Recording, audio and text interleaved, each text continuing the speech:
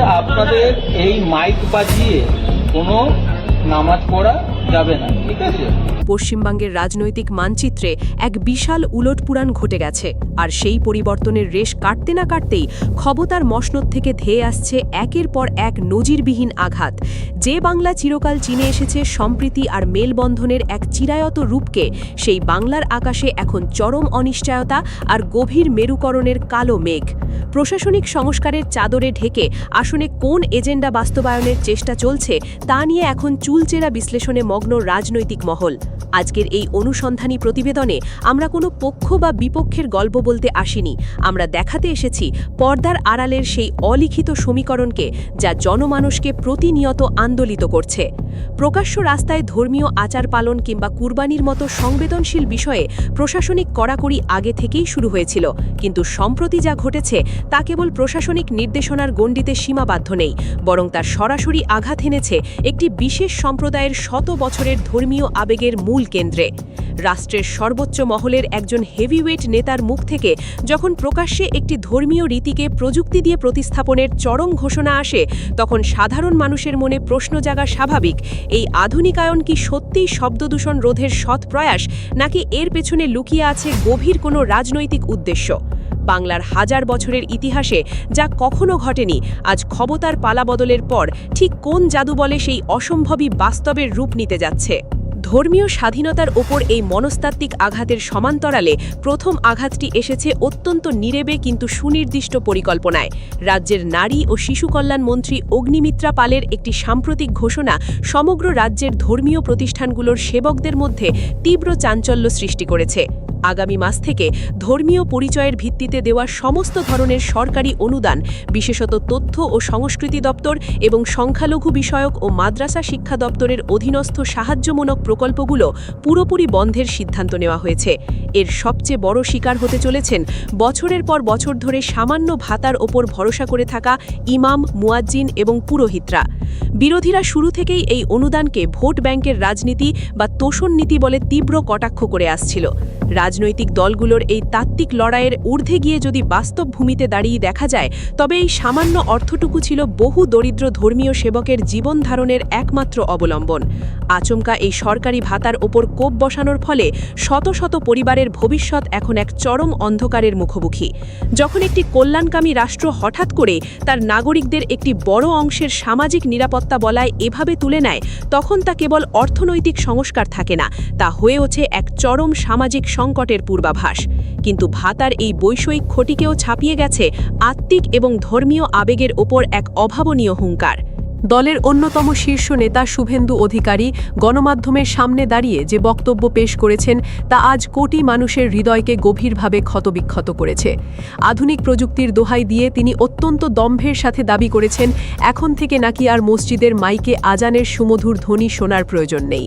একটি নির্দিষ্ট মোবাইল অ্যাপ্লিকেশনের মাধ্যমে 5 ওয়াক্ত নামাজের অ্যালার্ম ব্যবহারকারীর ফোনেই বেজে উঠবে।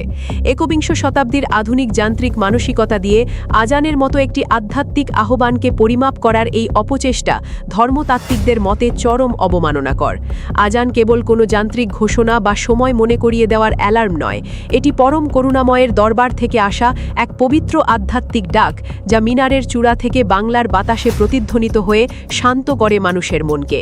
স্মার্টফোনের কৃত্রিম এবং যান্ত্রিক টোনের সাথে এই পবিত্র আবেগকে এক করে দেখার ধৃষ্টতা প্রমাণ করে প্রশাসনিক ক্ষমতার দম্ভে অন্ধ হয়ে কিভাবে একটি নির্দিষ্ট বিশ্বাসের প্রতি চরম অবজ্ঞা প্রদর্শন করা সম্ভব। ক্ষমতার এই আস্ফালন কোনো স্বাধীন ও গণতান্ত্রিক দেশের বহুত্ববাদী কাঠামোর জন্য কতটা বিপজ্জনক, তা আজ নতুন করে ভাবিয়ে তুলছে সুশীল সমাজকে। জনগণের এই তীব্র ক্ষোভ, বঞ্চনার হাহাকার আর ধর্মীয় স্বাধীনতার ওপর আসা এই নগ্ন হস্তক্ষেপের পেছনের আসল সত্যটি কি? কেন একসময়ের শান্ত বাংলা আজ তীব্র মেরুকরণের গবেষণাগারে পরিণত হল? শব্দদূষণের যে অজুহাত দেখিয়ে আজানের মাইক স্তব্ধ করার এই তোড়জোড় চলছে, তার ভেতরের দ্বিমুখী নীতি ও চরম বৈষম্য আজ দিনের আলোর মতো স্পষ্ট। পশ্চিমবঙ্গের আনাচে কানাচে সারা বছর জুড়েই উদযাপিত হয় নানাবিধ ধর্মীয় উৎসব। দুর্গাপূজা, কালী পূজা কিংবা সরস্বতী পূজার মতো বড় উৎসবগুলোতে দিন-রাত এক করে রাস্তার মোড়ে মোড়ে বিশাল আকৃতির সাউন্ড সিস্টেম এবং ডিজে বক্স বাজিয়ে উৎসবের আমেজ তৈরি করা হয়। সেই সময় মাইকের কান ফাটানো আওয়াজ কিংবা রাস্তা আটকে জনসাধারণের চলাচলে বিঘ্ন ঘটানো কোনো কিছুই কিন্তু প্রশাসনের চোখে শব্দ দূষণ বা আইন অমান্যের আওতায় পড়ে না। অথচ দিনে মাত্র 5 বার, যার প্রতিটির স্থায়িত্ব বড়জোর 2 থেকে 3 মিনিট, সেই পরম পবিত্র আজানের ধ্বনিটি আজ এক শ্রেণীর রাজনীতিবিদের কাছে মারাত্মক পরিবেশ দূষণ বলে গণ্য হচ্ছে। আশ্চর্যের বিষয় হল, বাংলার সাধারণ অমুসলিম সমাজ কিন্তু কখনো এই আজানের ধ্বনি নিয়ে কোনো আপত্তি তোলেনি। যুগের পর যুগ ধরে দুই সম্প্রদায় একে অপরের উৎসব আর ধর্মীয় রীতির প্রতি শ্রদ্ধা রেখেই পাশাপাশি বাস করে আসছে। তাহলে আপত্তিটা ঠিক কার? আপত্তিটা আসলে তাদের, যারা ধর্মকে হাতিয়ার করে নিজেদের রাজনৈতিক আখের গোছাতে ব্যস্ত। আজানের মতো একটি পবিত্র বিষয়কে কেন্দ্র করে যারা সমাজে বিভাজনের দেওয়াল তুলতে চায়, তাদের এই সংকীর্ণ মানসিকতা আজ বাংলার চিরায়ত সম্প্রীতির ঐতিহ্যকে এক চরম লজ্জার কাঠগড়ায় দাঁড় করিয়ে দিয়েছে। একটু পেছনের দিকে তাকালে এই বৈপরীত্য আরও স্পষ্ট হয়ে ওঠে। মমতা বন্দ্যোপাধ্যায়ের তৃণমূল কংগ্রেস সরকারের শাসন আমলে পরিস্থিতি ছিল সম্পূর্ণ ভিন্ন। ধর্মীয় স্বাধীনতার ওপর এমন নগ্ন ও প্রকাশ্য হস্তক্ষেপ করার সাহস তখন কোনো পক্ষই দেখাতে পারেনি। হিন্দু এবং মুসলিম উভয় সম্প্রদায়ের মানুষই অত্যন্ত শান্তি, স্বস্তি এবং পারস্পরিক সৌহার্দ্যের সাথে তাদের নিজ নিজ ধর্মীয় আচার অনুষ্ঠান পালন করতে পারতেন। কুরবানি কিংবা আজান কিংবা নামাজ আদায়ের ক্ষেত্রে প্রশাসন থেকে কোনো ধরনের ভয়ভীতি বা অলিখিত নিষেধাজ্ঞা চাপিয়ে দেওয়ার চিন্তাও কেউ করতে পারত না। কিন্তু ক্ষমতার এই পট পরিবর্তন যেন রাতারাতি এক মনোরম উদ্যানকে মরুভূমিতে পরিণত করেছে। বর্তমান শাসক গোষ্ঠী একটি বিশেষ সম্প্রদায়ের মানুষকে সাধারণ নাগরিক হিসেবে দেখার পরিবর্তে তাদের রাজনৈতিক শত্রু হিসেবে চিহ্নিত করতে বেশি স্বাচ্ছন্দ্য বোধ করছে বলে অভিযোগ উঠছে।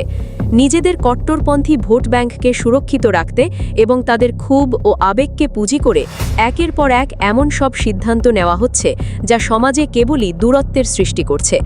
হাজার বছরের যে বাঙালি সংস্কৃতি সবসময় একতার গান গেয়েছে, আজ ক্ষমতার লোভে তাকে তিলে তিলে ধ্বংস করে দেওয়া হচ্ছে।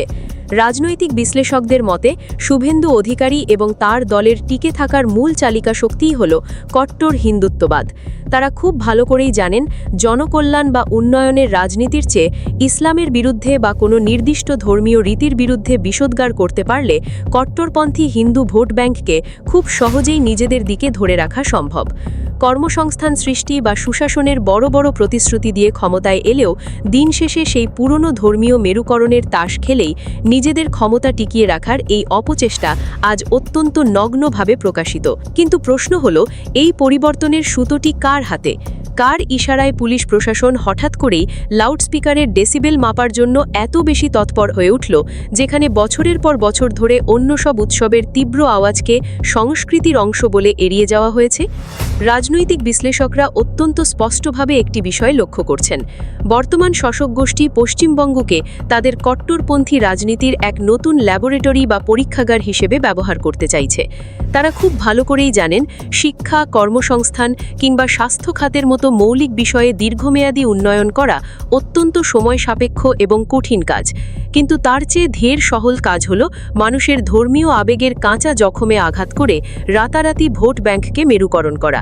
শুভেন্দু অধিকারী এবং তার দলের নীতি নির্ধারকদের টিকে থাকার মূল পুঁজিটাই যে এই কট্টর হিন্দুত্ববাদ, তা এখন আর গোপন কোনো বিষয় নয়। রাজনৈতিক সমীক্ষা বলছে, তারা ইসলামের বিরুদ্ধে, আজানের বিরুদ্ধে কিংবা ধর্মীয় ভাতার বিরুদ্ধে যত বেশি আক্রমণাত্মক ভাষা ব্যবহার করবেন, ততই তাদের কট্টরপন্থী হিন্দু ভোট ব্যাংক ফুলে ফেপে উঠবে। এটি এক ধরনের সস্তা এবং অত্যন্ত বিপজ্জনক পপুলিস্ট বা জনমোহিনী রাজনীতি, যেখানে একটি বৃহৎ সম্প্রদায়কে খলনায়ক হিসেবে দাঁড় করিয়ে বাকিদের ভোট এক ছাতার নিচে আনার চেষ্টা করা হয়। এই বৈষম্যের রাজনীতি কেবল আজ মুসলিম সমাজকে গভীরভাবেই আহত করছে না, বরং তা বাংলার সেই বহু পুরনো অসাম্প্রদায়িক চেতনাকে এক চরম সংকটের মুখে ঠেলে দিয়েছে। দর্শক, আপনার মূল্যবান মতামত জানিয়ে দিন কমেন্ট করে।